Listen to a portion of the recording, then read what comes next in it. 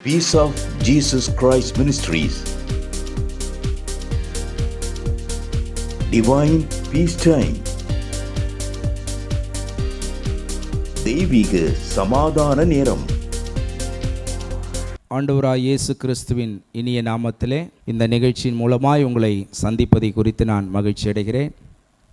கர்த்தர் நல்லவர், அவரை துதியுங்கள், அவர் கிருபை என்றும் உள்ளது. அநேகர் நம்ம ப்ரோக்ராமை பார்க்குறாங்க, ஜெபத்திற்காகவும் மற்ற ஆலோசனைகளுக்காகவும் அவங்க ஃபோன் பண்ணி அவங்க கேட்குறாங்க. நான் ஜெபம் பண்ண கர்த்தர் உதவி செய்கிறார். ஒரு சில அற்புதங்கள் அடையாளங்கள் கூட ஆண்டவர் கிரியை செய்து ஆண்டவர் அற்புதங்களை செய்து கொண்டிருக்கிறார். கர்த்தர் நல்லவர். தொடர்ந்து இந்த ப்ரோக்ராமை நீங்கள் பாருங்கள். இப்பொழுதும் இந்த வருஷத்தில் இந்த புதிய வருஷத்தை காண செய்த தேவனுக்கு நாம் நன்றி செலுத்துவோம். கடந்த 2025 ஆண்டு முழுவதும் அற்புதமாய் ஆண்டவர் நம்மை நடத்தி வந்தார். ஒவ்வொரு நாளும் ஜீவன் கொடுத்து சுகபலன் ஆரோக்கியம் கொடுத்து நம்மை போஷித்து பாதுகாத்து பராமரித்து நல்லவராக இருந்து கர்த்தர் நம்மை அவர் நடத்தி வந்திருக்கிறார். அநேகர் அந்த ஃபோன் பண்ணுற காரியங்களை வைத்து பார்க்கும் பொழுது அவங்க திருச்சபைக்கு போகிறவங்களும் ஃபோன் பண்ணுறாங்க, மற்ற ஆண்டவரை அறியாதவர்களும் ஃபோன் பண்ணுறாங்க. கர்த்தருடைய வார்த்தைகளை விசுவாசிக்கிறார்கள். அவர்களுக்காக நான் தேவனை துதிக்கிறேன். இப்பொழுதும் புதிய வருஷத்தில் சங்கீதம் 65 வாசிக்கிறோம். வருஷத்தை நன்மையால் முடிசூட்டுவேன்னு சொன்ன தேவன் இந்த ஆண்டிலே அவர் நன்மையால் நம்ம வாழ்க்கையை முடிசூட்ட ஒரு வல்லவராய் இருக்கிறார். அப்போஸ்தலர் 10:38 வாசிக்கிறோம்.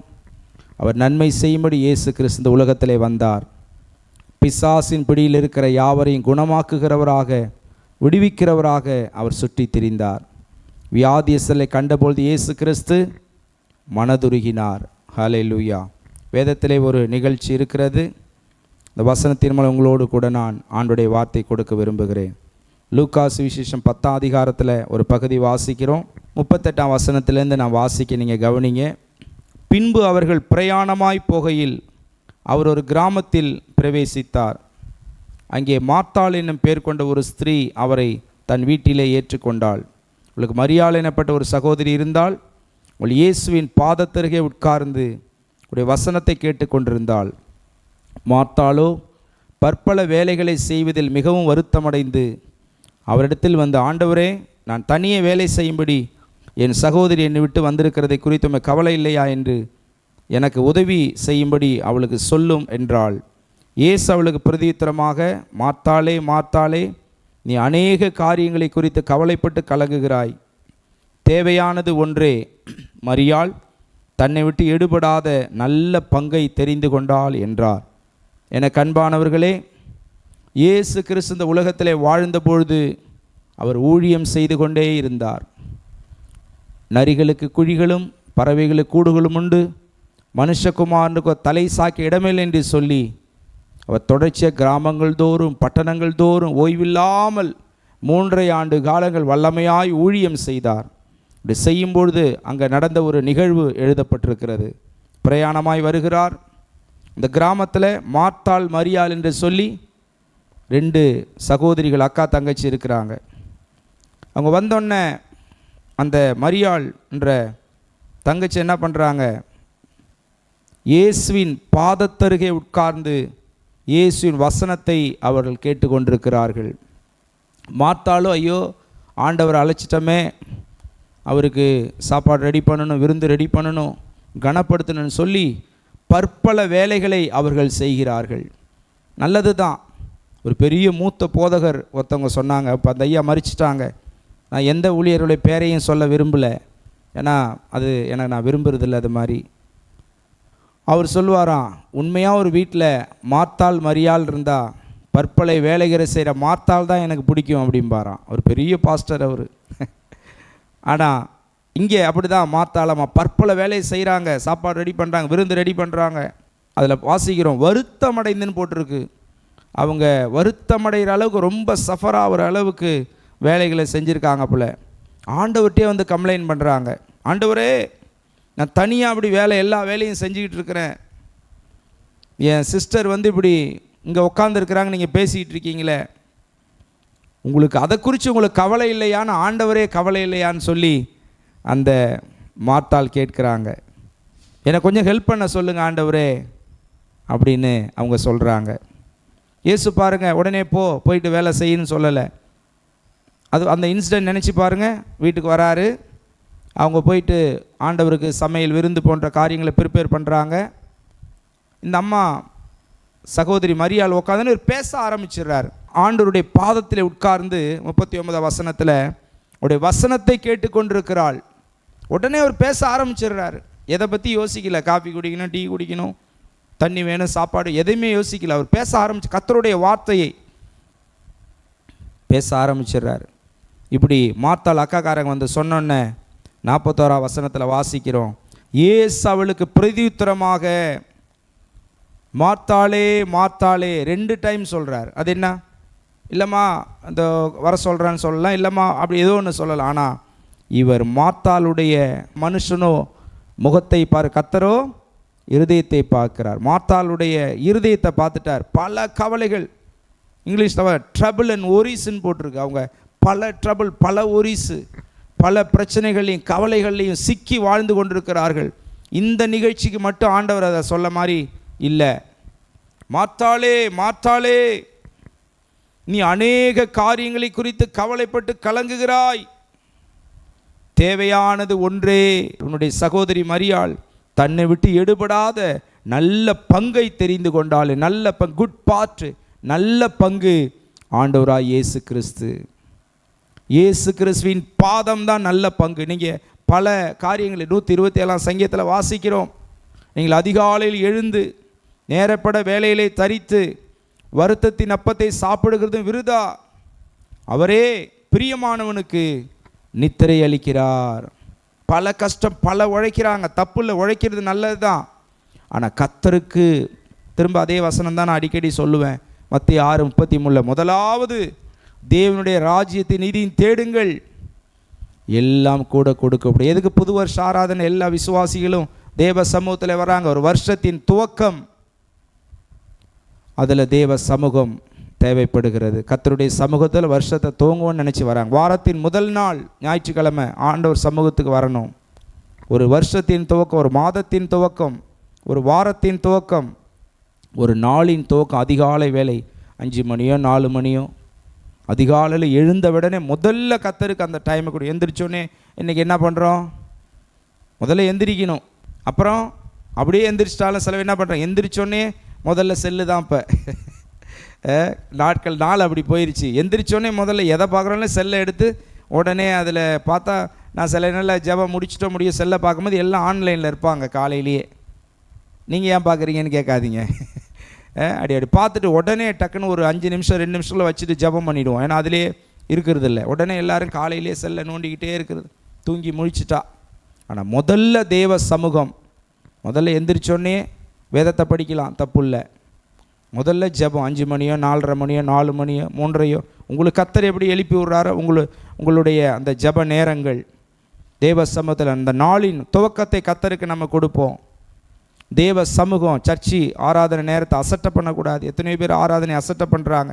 தேவ பிள்ளைகள் அலட்சியமாக ஹாஸ்பிட்டல்லே மற்ற இடத்துல நேரங்களை செலவு பண்ணுறாங்க. சபைக்கு லேட்டாக வர்றது நம்ம கண் கூட பார்க்குறோம். நம்ம ஆண்டவர் அறியாமல் உலகத்தில் வாழ்ந்துக்கிட்டு இருக்கிறவங்க காரியம் வேறு. ஆனால் கர்த்தர் வேறு பிரித்து அவர்களை அழைத்து பிள்ளையாய் வைத்திருக்கிறார். கர்த்தருடைய ஆசீர்வாதங்களை பெறுறாங்க, கிருபைகளை பெறுறாங்க, தேவனாலே உயர்த்தப்படுகிறார்கள். ஹல்லேலூயா! எவ்வளோ காரியங்கள் இயேசு கிறிஸ்து எவ்வளோ நன்மையை அவருடைய திருச்சபையின் வருகிற பிள்ளைகளுக்கு செய்கிறார். பார்த்தீங்கனாலே தெரியும், வித்தியாசம் அருமையாக தெரியும். ஆனால் அவங்க அலட்சியமாக அநேகர் இருக்கிறார்கள்.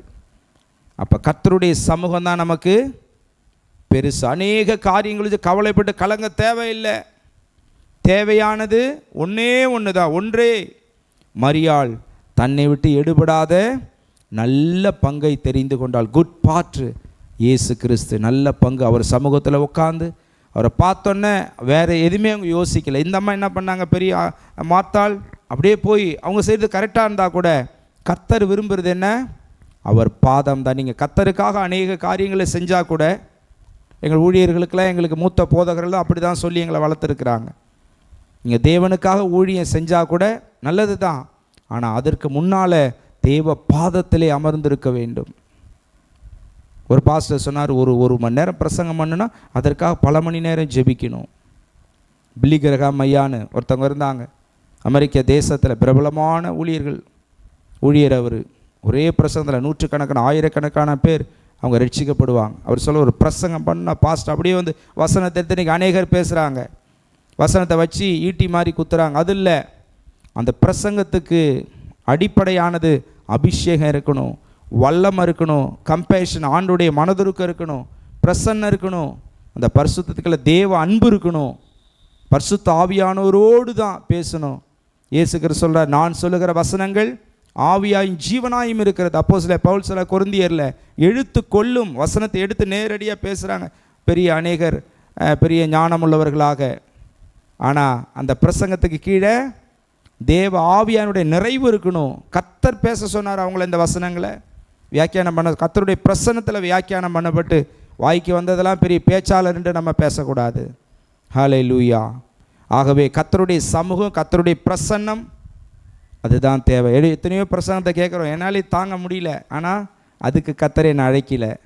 கர்த்தருடைய வார்த்தை அபிஷேகத்தோடு யாரையும் புண்படாமல் கர்த்தருடைய வசனத்தை வசனமாக பேச தான் கர்த்தர் நம்மை ஊழியர்களை அழைத்திருக்கிறார். அதுதான் வாழ்க்கையை கட்டி எழுப்பும். உங்களுக்காக நான் ஜெபிக்கிறேன். பிரேயரில் என்னோட கலந்து கொள்ளுங்கள். வானத்திலும் பூமியிலும் சகல அதிகாரமிடத்தை எங்கள் பரலோக பிதாவே, இந்த வேளையிலே உம்முடைய சமூகத்தில் நாங்கள் இயேசுப்பாவுடைய நாமத்திலே வந்திருக்கிறோம். பிதாவே, கடந்த வருஷங்கள் நடத்தி இந்த புதிய 2026 வருஷத்தை கொடுத்த தேவன் இந்த ஆண்டு முழுவதும் கிருபையாய் நடத்தும், ஆசீர்வதியும், பலப்படுத்தும். கிருபையிலே வளரணும், அபிஷேகத்தில் வளரணும், ஆவிக்குரிய வரங்கள் வல்லமைகளை வளரணும், பொருளாதாரத்தில் வளரணும், சரீர பலன் ஆரோக்கியம் வளரணும். ராஜா, கிறிஸ்துவிலே வளரக்கூடியவர்களாக இவருடைய மாற்றும் ஐயா. ஆண்டவரை அறியாத ஒரு குழந்தையாக இருக்கிறவர்கள் கலங்கமில்லாத ஞானப்பலை வசனம் அவர்களுக்குள்ளே செயல்படட்டும், ஆண்டவருக்குள்ளே வரட்டும், தேவனுடைய ஆசீர்வாதங்களை பெற்றுக்கொள்ளட்டும். ராஜா, இந்த வருஷத்தை நன்மையால் நீங்கள் நடத்தும்படி ஜெபிக்கிறேன். இந்த அருமையான மரியாதை போல உங்களுடைய சமூகத்திலே காத்திருந்த நேரத்தை கொடுத்து 1 மணி நேரமோ 2 மணி நேரமோ 3 மணி நேரமோ ஒரு நாளின் ஒரு மணிக்கணக்கான நேரங்களை கர்த்தருக்கு கொடுத்து தேவ சமூகத்தில் ஜெபம் பண்ணிட்டு தங்களுடைய பணிகளை செய்ய கர்த்தாவே உதவி செய்யும். கர்த்தருடைய காரியங்களை முதன்மை செலுத்தி மற்ற எல்லாவற்றிலும் செழித்து விளங்க கர்த்தர் உதவி செய்யும். 3 யோவான் 1:2 சொல்லப்பட்டது, ஆத்துமா வாழ்கிறது போல எல்லாவற்றிலும் வாழ்ந்து செழித்து சுகமாயிருக்க வேண்டுகிறேன் என்று அப்போஸ்தலன் யோவான் சொன்னது போல அவர்கள் இந்த ஆண்டு முழுவதும் சுகமாயிருக்கும்படி வேண்டி நாங்கள் ஜெபிக்கிறோம். வியாதியோடு பிரச்சனையோடு இருக்கலாம் ஜெபிக்கிறேன். பிரச்சனை வியாதிகளை மாற்றும், சுகத்தை தாரும், கல்வாரி குணமாக்கும் வல்லமை ஒவ்வொரு வியாதியின் சரி பொழுது இறங்கி வருவதா, தழும்புள்ளங்கள் தொடுங்க ஆண்டவர், அற்புத சுகம் தாரும், பலவீனங்கள் மாறட்டும்.